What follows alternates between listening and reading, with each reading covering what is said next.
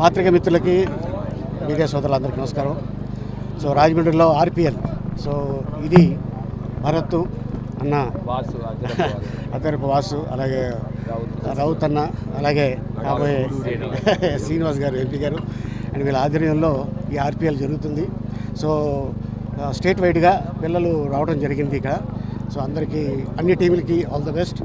And అలాగే మీరందరూ చక్కగా ఆడి మన ఊరు పేరు, మన కుటుంబం పేరు అందరినీ ఒక అద్భుతంగా, ఎందుకంటే నా బిడ్డ ఇగో ఎదిగాడు అని ఈరోజు నేను గర్వంగా చెప్పుకుంటాను. ఎందుకంటే ఇదే గ్రౌండ్లో షూటింగ్కి రావడం జరిగింది, ఇదే గ్రౌండ్లో ఆడుకోవడం జరిగింది, ఇదే గ్రౌండ్లో గెస్ట్గా వస్తుంటే నిజంగా చాలా ఆనందంగా ఉంది.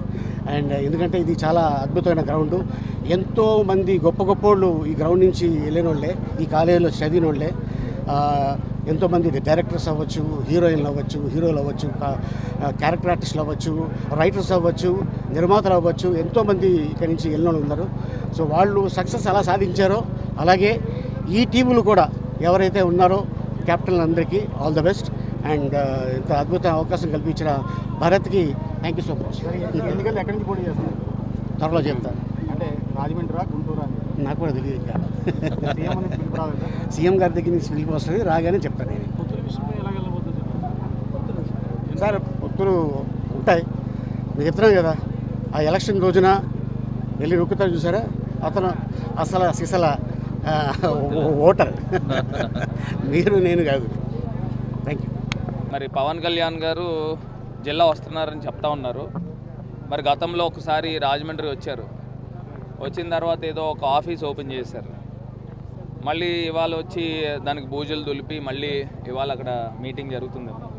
అక్కడ తర్వాత మళ్ళీ ఎప్పుడు చేసింది నాకు సందర్భాలు తెలీదు. కాకపోతే నేను ఒకటే నా సైడ్ నుంచి, అంటే నేను ఆయన గురించి అంత మాట్లాడేంత వ్యక్తిని కాకపోయినప్పటికీ కూడా నేనైతే ఒకటైతే నేను చెప్తాను. ఇప్పుడు ఇవాళ బీజేపీ అనే పార్టీ ఆంధ్రప్రదేశ్లో 1% ఓట్ షేర్ కూడా లేదు.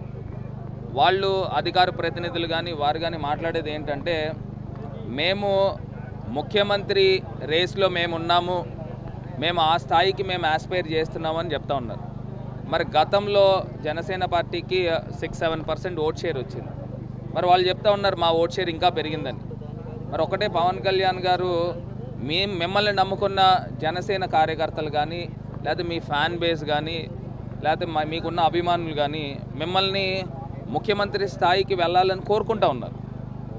మీరేమో నేను ముఖ్యమంత్రి అభ్యర్థిని నేను కాదు, నేను చంద్రబాబు నాయుడు గారిని ముఖ్యమంత్రి అభ్యర్థి కింద పెడతా ఉన్నాను, లేకపోతే వాళ్ళ అబ్బాయిని, ఇంకా ఎక్కువ మాట్లాడితే వాళ్ళ అబ్బాయిని పెడతాము అని చెప్తా ఉన్నారు. ఎప్పుడైనా పొలిటికల్ దాంట్లో ఒక ఫైర్ ఉండాలి.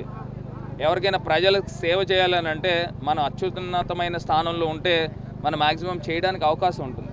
అంతేగాని పక్కన వాళ్ళకి మనం పల్లకీలు మోయడానికి మన కార్యకర్తలు, మన జనసేన నాయకులు, మీ నాయకుల్ని మీరు ఉపయోగించుకోవడం అనేది అది ఎంతవరకు అనేది మీరే ఆలోచించుకోవాల్సిందిగా కోరుతాం.